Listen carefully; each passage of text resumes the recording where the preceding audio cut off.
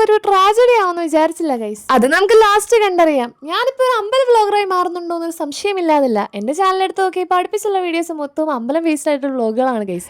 ഉത്സവം എക്സാമും കൂടെ അടുപ്പിച്ച് വന്നാൽ എങ്ങനെ ഇരിക്കും ഗൈസ്? എക്സാമിൽ കോൺസെൻട്രേറ്റ് ചെയ്യണോ ബാക്കിയുള്ള വ്ളോഗിനെ കോൺസെൻട്രേറ്റ് ചെയ്യണോ എന്നുള്ള സംശയമാണ്. ആകെ പോകുന്ന വെള്ളിയോട്ട് ഇറങ്ങുന്നത് ഉത്സവത്തിനാണ്. അപ്പം അതാണ് ഉത്സവത്തിന്റെ വ്ളോഗ് മാത്രം വരുന്നത്. ആദ്യമായിട്ടാണ് ഒരു പരിപാടിക്ക് വീട്ടുകാരെ നിർബന്ധിച്ച് വിളിച്ചുകൊണ്ട് പോകുന്നത്.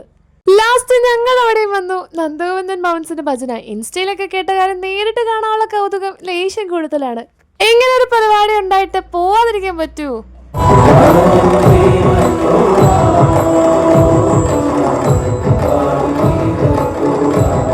ഞങ്ങൾ അങ്ങോട്ട് ചെന്നപ്പോ എല്ലാരും തിരിച്ച് വീട്ടിലോട്ട് പോവായിരുന്നു. ഞാൻ വിചാരിച്ചു പരിപാടി തീർന്നു, ശബ്ദവും കേൾക്കുന്നില്ല. ഒരു പാട്ട് കഴിഞ്ഞ് എടുക്കുന്ന ഒരു ഗ്യാപ്പില്ലേ, ആ ഒരു സമയത്തായിരുന്നു ചെന്നത്. അതുകൊണ്ടായിരുന്നു പാട്ടെല്ലാം തീർന്നു പോയെന്ന് വിചാരിച്ചത്. ഇനിയാണ് പോരാളിയുടെ മീൻചട്ടി ട്രാജഡി ആരംഭിക്കുന്നത്. മീൻചട്ടി അടുപ്പത്ത് ഓഫ് ചെയ്തോ അതോ ഓൺ ആണോ എന്നുള്ള സംശയത്തിലാണ് അമ്മ. ഇനി അങ്ങനെ നിന്ന പോരാളികൾ വെറുതെ നിൽക്കില്ലല്ലോ, വീട്ടിൽ പോകാനല്ലേ നോക്കുകയുള്ളൂ. അതിൻ്റെ ഇടയ്ക്ക് മിന്നു ആണെങ്കിൽ ഇറങ്ങി ഓടാനൊക്കെ ശ്രമിച്ചിട്ടുണ്ട്. പിന്നെ പിടിച്ചൊക്കെ ഇങ്ങനെ നിർത്തി. ഇറങ്ങി ഓടാൻ പറ്റാത്തതിൻ്റെ കറിവിലാണ് മിന്നു. അതിനുശേഷം ആ മേടിച്ച മിഠായി ആണെങ്കിലല്ലേ ഇഞ്ചി മിഠായി ആയിപ്പോയി ഗൈസ്. ഞാൻ വിചാരിച്ചു വേറെ എന്താണ് മിഠായിയാണ്. പിന്നെ ആ ഇഞ്ചി മിഠായി ചവയ്ക്കുന്ന ആ ഒരു എക്സ്പ്രഷനാണ് നിങ്ങളിപ്പോൾ കണ്ടത്. പരിപാടി തീർന്നു. അവിടെ നിൽക്കാനുള്ള സമയം ഇല്ലാത്തതുകൊണ്ട് മീൻചട്ടി ഇപ്പൊ പൊട്ടിത്തെറിക്കുകയോ ഇല്ലയോ എന്ന് അറിയാൻ വേണ്ടിയിട്ട് പെട്ടെന്ന് തന്നെ ഇറങ്ങി ഗൈസ്.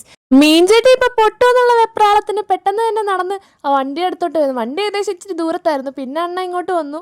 നമ്മൾ വീട്ടിൽ പോയി നോക്കിയപ്പോൾ ആ മീൻചട്ടി ഓഫ് ആയിരുന്നു. പിന്നെ എന്തിനാ നമ്മൾ വീട്ടിൽ പോയി ഒരു ഐസ്ക്രീം പോലും പോരാളി മേടിച്ചു തന്നില്ലെങ്കിൽ വരും ഉത്സവ ദിവസങ്ങളിൽ ഞാൻ ഇതിനുള്ള പ്രതികാരം വീട്ടിയിരിക്കും ഗൈസ്. 11:30 ആയിട്ട് എനിക്ക് ഉറക്കം വരുന്നില്ല. എന്നാലും പോയി കിടന്നുറങ്ങട്ടെ ഗൈസ്. അപ്പോൾ ടാറ്റാ ബൈ.